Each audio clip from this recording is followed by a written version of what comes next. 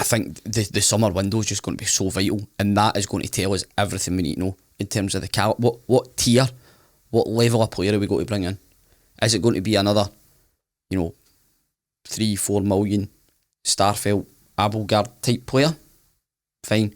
Or are we going 5-6 million players that are already maybe slightly more established at that level?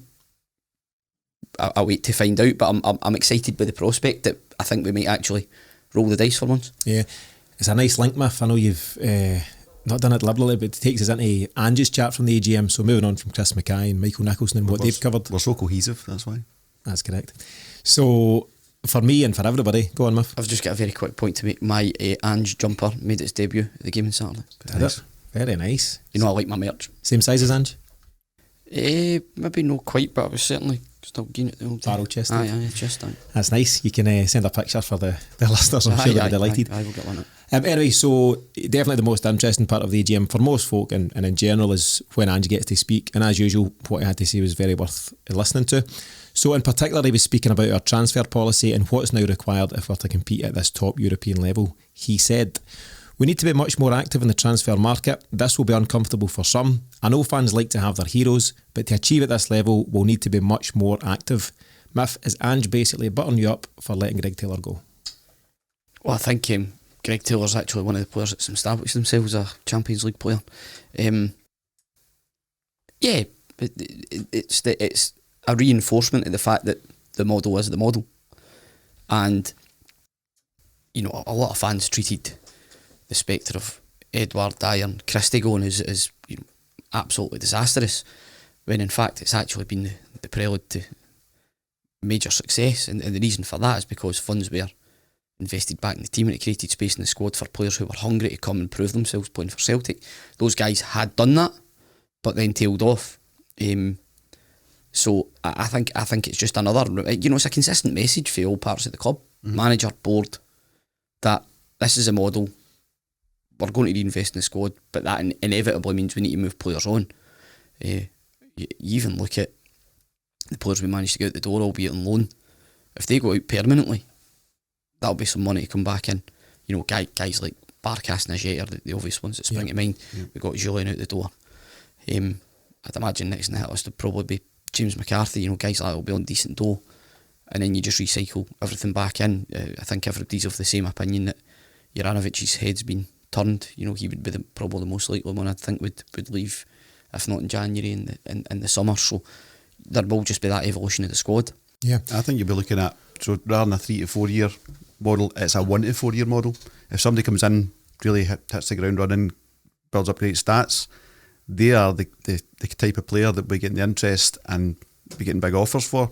I think it will be, we're saying this in the way in, Juranovic, but also be looking at O'Reilly and Abada, because there'll be offers for them, and they'll be going, well, this is the model, we're going to take that money. We'll need to start picking Miff up because he's missing all this chat.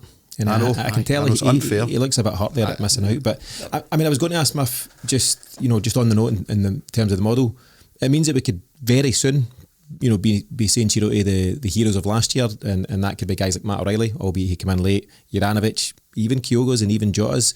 How do you feel about that? Well, listen, there's nobody bigger than the club. Every hero moves on at some point and then is replaced by another hero. That's just the nature of the way football works. A guy like Jota, I think he's still got a bit more development to do. I think the platform he has at Celtics, Jota's a wee bit different to the others, I think. I would also say Kyogo, for the point of view, Kyogo's a bit older. But you might think he's moved because of that. I don't know if he would necessarily,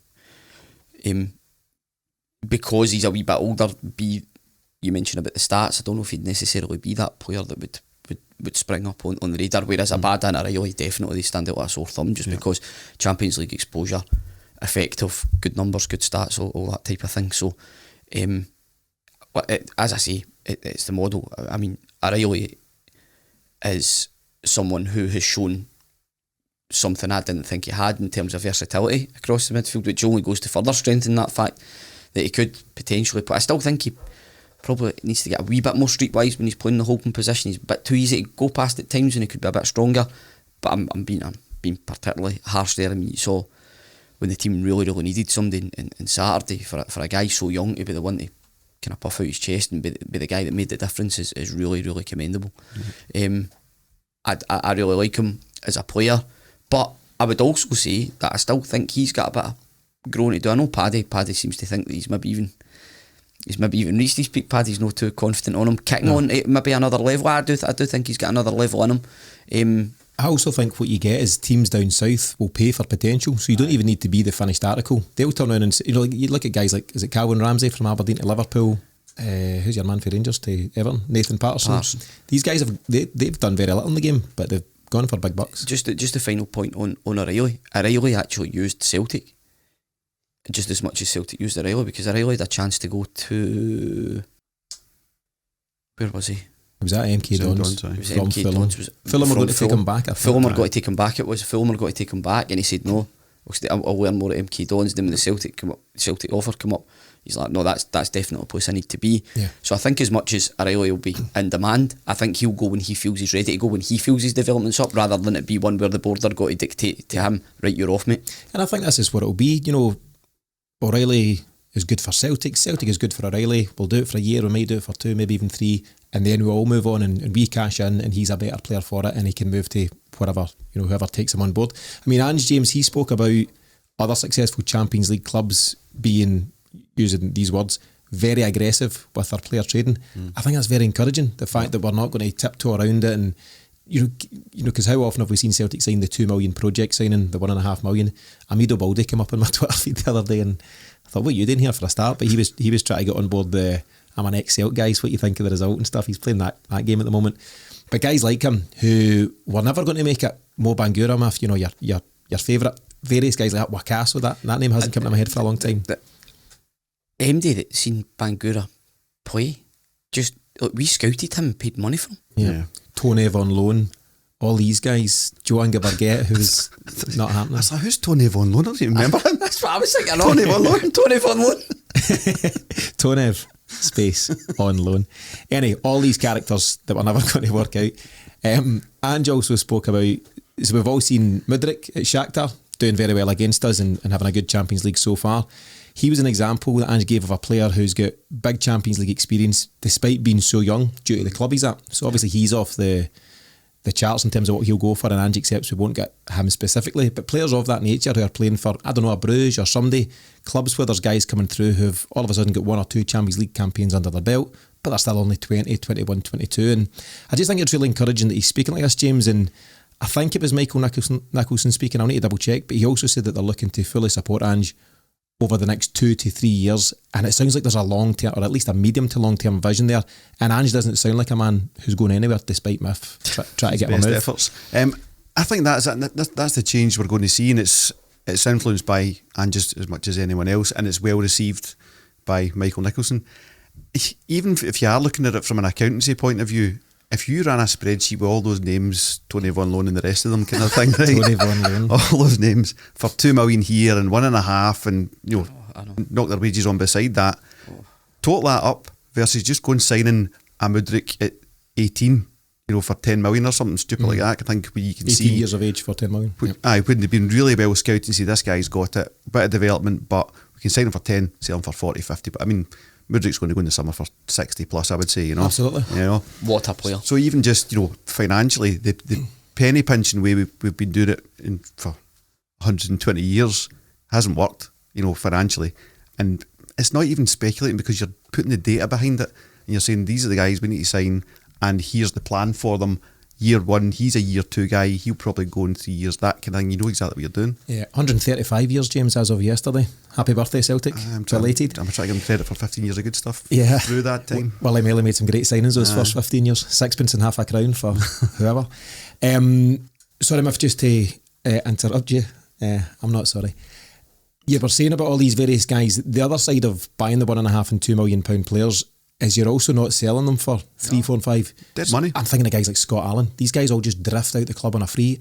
All the names are just popping into my head, but it's the guys that we all know of, particularly under Ronnie Dyler. Extremely unfair, the guys he got. Well, also Brendan Rodgers to a huge extent as well. But every manager at Celtic up until now has had all these very, very average players, underperforming players bestowed upon them, and I'm just so glad we're so far removed from that now. Well, it appears so.